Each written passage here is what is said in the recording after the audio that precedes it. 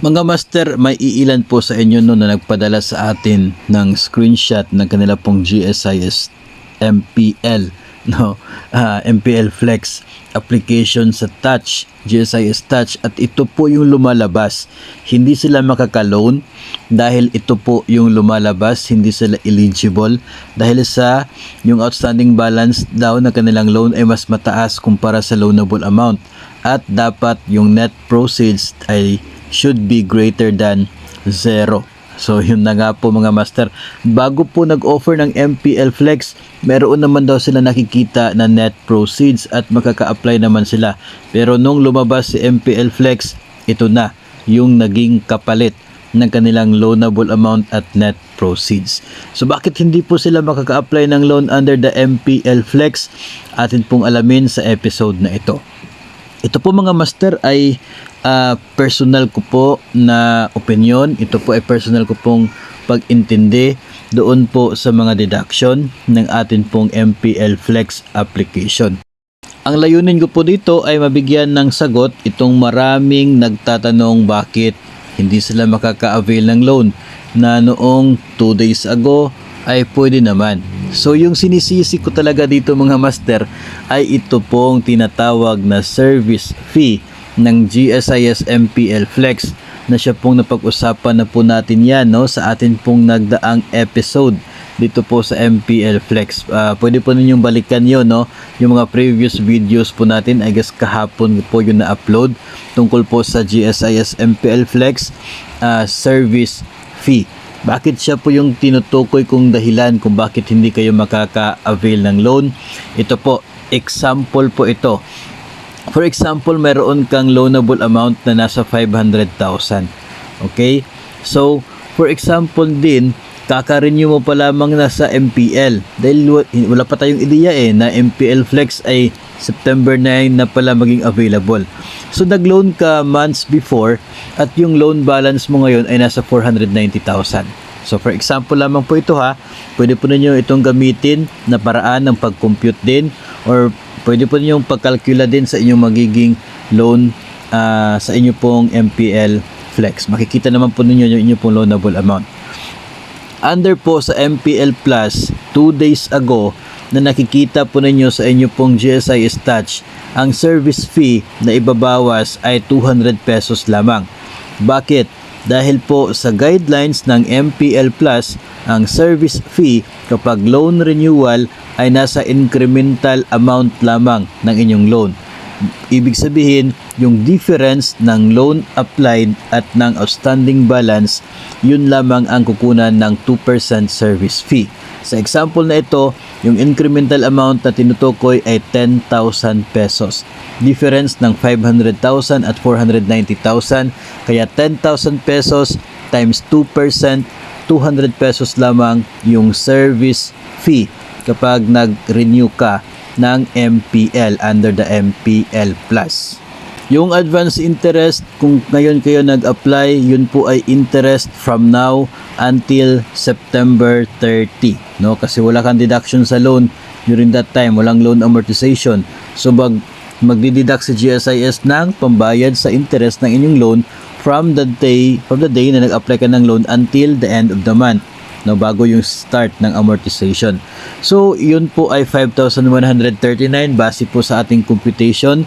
Ang ginamit po nating basihan dyan is 30 days.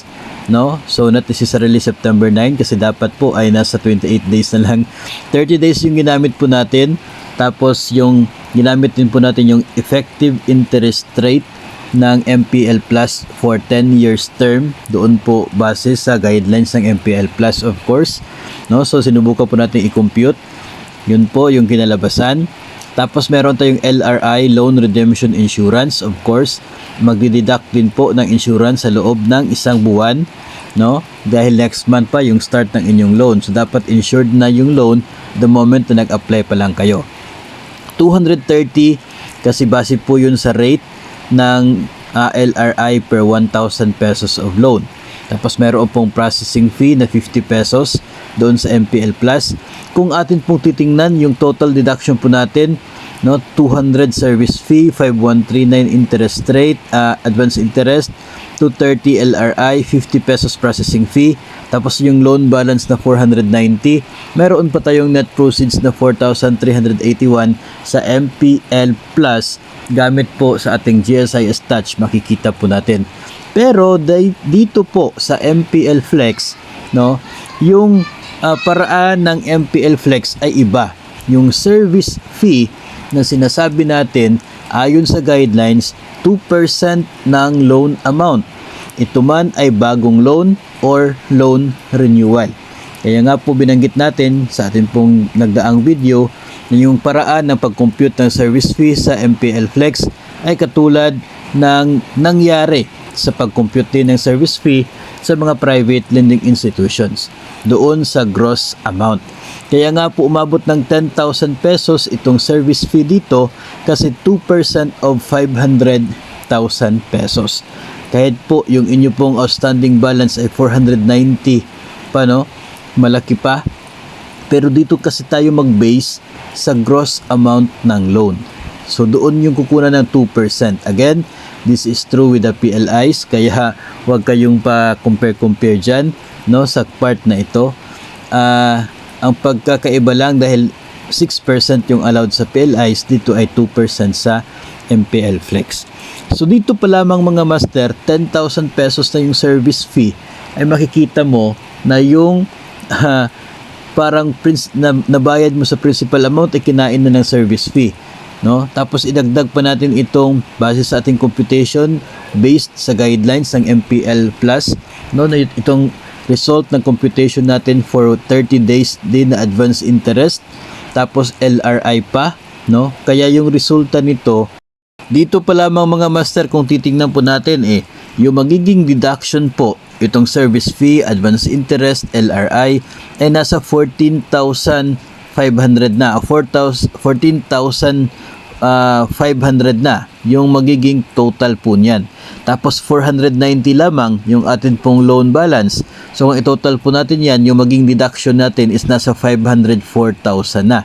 Yung loan amount natin 500 lang, kaya talaga pong hindi ka eligible, no? So dito po, ito po yung dahilan kung bakit ito pong service fee ang tinutukoy nating may salarin kung bakit hindi ka naging eligible ngayon. Kung 2 days ago eligible ka, tapos ngayon sa MPL Flex hindi na, no? So yun naman po ay nilalaman ng guidelines ng MPL Flex. Gusto po nating i-explain ito sa inyo nang mas maintindihan po ninyo kung ano po yung nangyayari sa isang loan application, para naman po mai-consider po ninyo yan the moment na kayo po ay gusto mag-apply sa loan offer na ito. So, nasa decision pa rin po ninyo kung ano po yung magiging hatol ninyo sa MPL Flex, kung kayo ba ay mag-a-avail ng loan or hindi. Pero nakikita po natin dito sa MPL Flex ay hindi na po mangyayari yung nangyayari before na almost after few months ay nagre-renew ng MPL, no, yung mga borrowers ng GSIS. Bakit?